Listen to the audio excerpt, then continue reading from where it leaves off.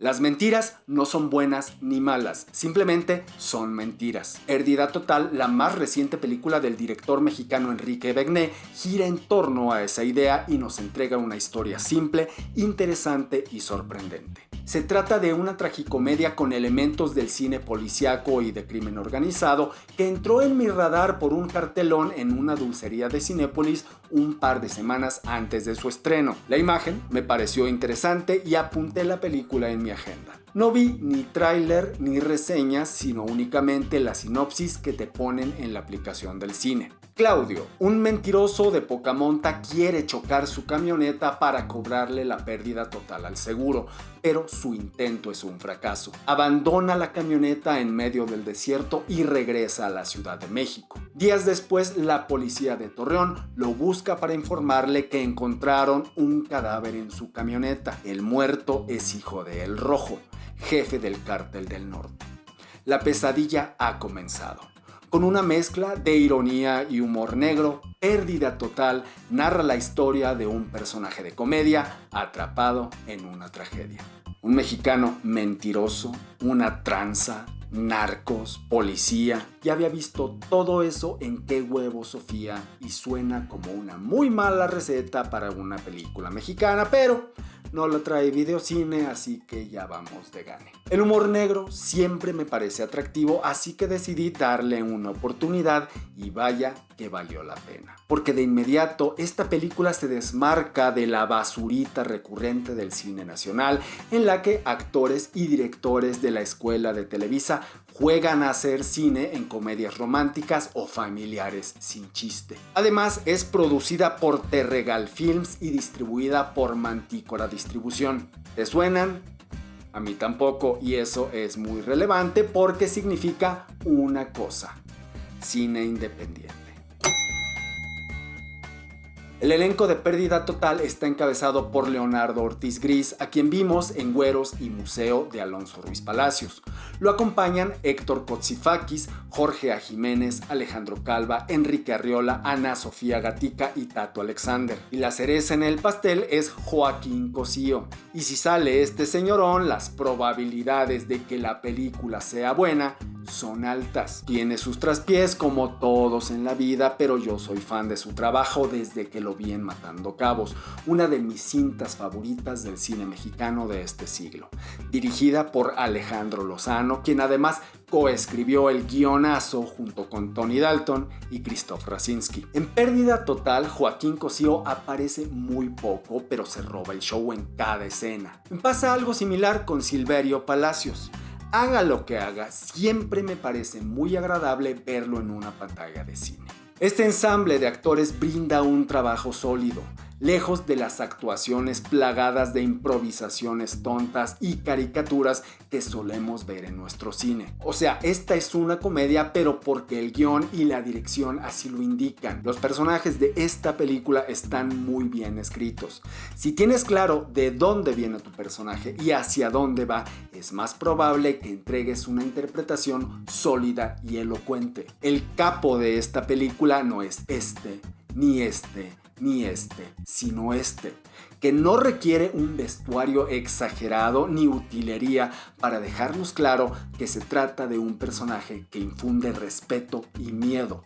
Basta con establecer contexto y darle diálogos interesantes, pero más allá de que este vato es un delincuente poderoso, el personaje de El Rojo se nos presenta como un padre afligido que quiere saber la verdad sobre quién mató a su hijo y por qué. Y está Coyote, compadre y socio de El Rojo, quien lidia con la angustia de guardar un secreto. Toño y Arturo, una pareja de policías de Torreón que elaboran hipótesis sobre este caso mientras están al pendiente del béisbol. Y por supuesto está Claudio, el personaje protagónico que ocupa el lugar central de una historia de enredos y violencia que me recordó a El Mariachi de Robert Rodríguez y a Matando Cabos.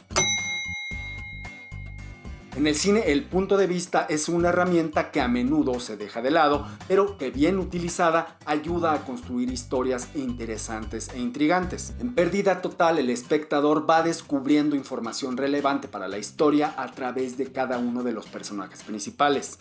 Claudio, El Rojo, Coyote, Toño y Arturo. Los personajes de Tere, Vanessa, Norte y Bonilla únicamente aparecen en escenas con alguno de los personajes anteriores. Y eso siempre es un acierto, porque hace que el espectador se identifique con la búsqueda de cada personaje al ver el mundo desde sus ojos. Tato Alexander tiene un papel pequeño pero vital para la historia, como el apoyo de Claudio durante años de fracaso, pero también en sus épocas de luz como profesional de la magia. Tere brilla como la incondicional de un hombre carismático, pero también cuando entiende que es tiempo de dejarlo ir. Y están las hijas de Claudio, que inician la historia como una carga económica y sobre todo moral, pero una vez que el protagonista se enfrenta a las consecuencias de sus decisiones, se convierten en su razón de vivir.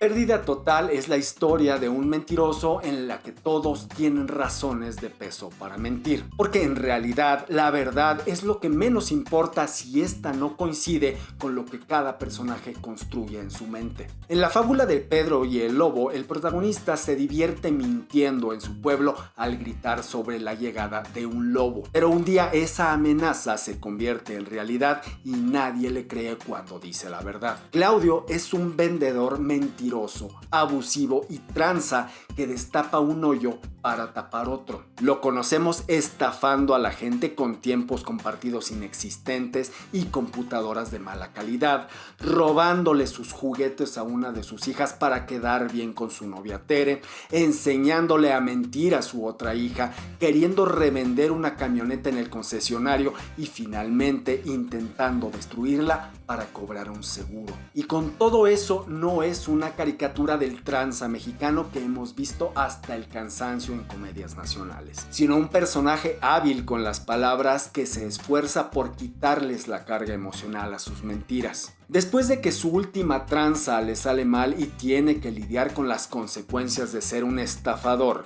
Claudia vuelve a su realidad y se da cuenta de que tiene que cambiar, empezar desde cero y habituarse a decir la verdad. Pero no estamos viendo una versión mexicana de mentiroso como El Candidato Honesto, porque aquí no hay hechizos ni deseos de cuentos de hadas. Lo que sí hay es magia, porque en su mejor época Claudio era mago y contaba con la admiración y el apoyo de Tere.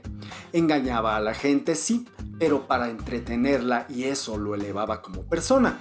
Pero cuando comienza a hacerlo para sacarle provecho, su vida se convierte en una mentira tras otra. Porque mentir para ocultar una mentira no es como los trucos de magia que se premian con admiración y aplausos, sino un ciclo interminable de miseria que puede llevarte a perderlo todo. Claudio miente como mago y como emprendedor. La diferencia está en que uno cuenta con la complicidad de la gente y el otro se aprovecha de ella. A través de la historia nos enteramos de los datos con los que cada personaje construye su verdad, y el punto culminante llega cuando Claudio, sin quererlo, tiene la responsabilidad de confirmarlas en una escena de vida o muerte. Por eso, cada esfuerzo del protagonista por decir la verdad conlleva un riesgo. Las mentiras lo han llevado hasta donde está y la verdad puede costarle la vida. Por eso el desenlace es tan tenso y tan satisfactorio. Y a través de un truco de magia con cartas, Claudio nos dice que la verdad y la mentira nunca se mezclan. Y eso solo tiene sentido cuando el personaje completa su arco, habiendo entendido la diferencia entre lo que quiere y lo que necesita, y de vuelta en su mundo ordinario con una lección aprendida. En la industria del cine hay dos caminos: el de los estudios y el independiente. Contrario a lo que podríamos pensar, únicamente el 25% de los filmes a nivel mundial son producidos por el sistema de los estudios, así que la gran mayoría tienen que transitar por el camino difícil. Eso quiere decir que muchos de los guiones fueron desechados por los estudios o de plano nunca llegaron al escritorio de un ejecutivo con el poder de decisión para darles luz verde. Y el hecho de que se realicen es un logro. Muchísimos se quedan en el papel, otros no llegan a postproducción y unos más aún terminados, no consiguen llegar a los cines o a plataformas de streaming por falta de distribución. Este tipo de películas tiene que remar a contracorriente para producirse y después para llegar a los cines, lo que implica que para que podamos verlas han tenido que superar un montón de obstáculos. Y eso significa que cuentan con elementos indispensables y valiosísimos que la audiencia siempre aprecia: compromiso, esfuerzo, cariño y, por encima de todo, una propuesta arriesgada. Porque hay que tocar puertas, sufrir que te las cierren en la cara y batallar por años y años. Pero la resiliencia y la terquedad tienen sus recompensas. Puedes contar la historia que quieras, como quieras y con los actores que quieras, lo que muchas veces implica también que la película termine por gustarles a quienes la realizaron y a nadie más. Afortunadamente, este no es el caso con Pérdida Total, porque el cine es un arte caro y en el camino de la realización independiente es conveniente enfrentar antagonistas. En la medida de que logres convencerlos con argumentos sólidos de que tus ideas valen la pena y los sumes a tu proyecto, más cerca estarás de convencer a la audiencia con tu producto. En el sistema de estudios hay más dinero, pero también más restricciones. Y muchas veces la intervención de los ejecutivos que cuidan el negocio de sus patrones termina por trastocar a las películas porque ven al cine desde la perspectiva del negocio. Y muchas veces esas películas no conectan con la gente. Porque para tener libertad creativa en ese sistema hay que ser un cineasta consolidado que equilibre el arte, el entretenimiento y el negocio. Y un fracaso en taquilla puede hundir una carrera, porque en este negocio un director es tan bueno o tan malo como su última película. Y por eso creo que Mickey 17 pudo ser una gran película independiente de Bong Joon-ho y a mí me gustó, pero como salió de Warner pasará a la historia como un gran fracaso de taquilla que pasó de las salas de cine a las plataformas de streaming en menos de un mes. Así que contra viento y marea estos productos llegan a los espectadores y dejan muy buenas sensaciones, y eso en sí mismo ya es un triunfo. Apoyar al cine nacional no implica hablar bien de películas malas o quedarse callado. Apoyar al cine mexicano es estar ahí, comprar boletos y hablar de las películas sin compromisos, incluso si te invitan a la premier. Aquí he hablado de algunas cintas mexicanas como Straight, Párvulos, Hijos del Apocalipsis y Corina, pero apoyarlas no es hablar bien de ellas por un sentimiento de nacionalismo ni porque son independientes. Yo voy al cine, pago mi boleto y digo lo que pienso, y estoy convencido de que siempre valdrá la pena la discusión. También veo las películas de videocine y otros distribuidores como Star y digo lo que pienso sin compromisos, como lo hice con María Me Muero, Mesa de Regalos y Qué Huevo Sofía, que me parecieron horribles, pero también sobre Casi el Paraíso, Turno Nocturno y Déjame Estar Contigo. Cada película te brinda una experiencia única y en mi caso, el grave error sería quedarme callado o echar flores gratuitas porque se trata de un producto con sello de Hecho en México. Pérdida Total te lo dice sin concesiones. Las mentiras no son buenas ni malas, simplemente son mentiras y pueden ayudarte en momentos puntuales. Pero en mi caso no es así, porque podrás o no estar de acuerdo con mis opiniones, pero siempre serán honestas. Porque al hablar de cine, cueste lo que cueste, jamás voy a decir mentiras sobre lo que pienso. Y estas son las lecciones que nos deja Pérdida Total. Cuando en el póster de una película mexicana leas nombres como Paul Vareda Films, Mantícora u otros que no te suenan, déjate llevar por la curiosidad, porque si llegaron al cine por el camino difícil es porque algo interesante traen.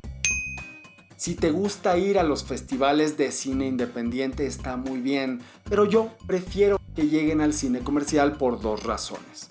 1. La recaudación es para la película y 2.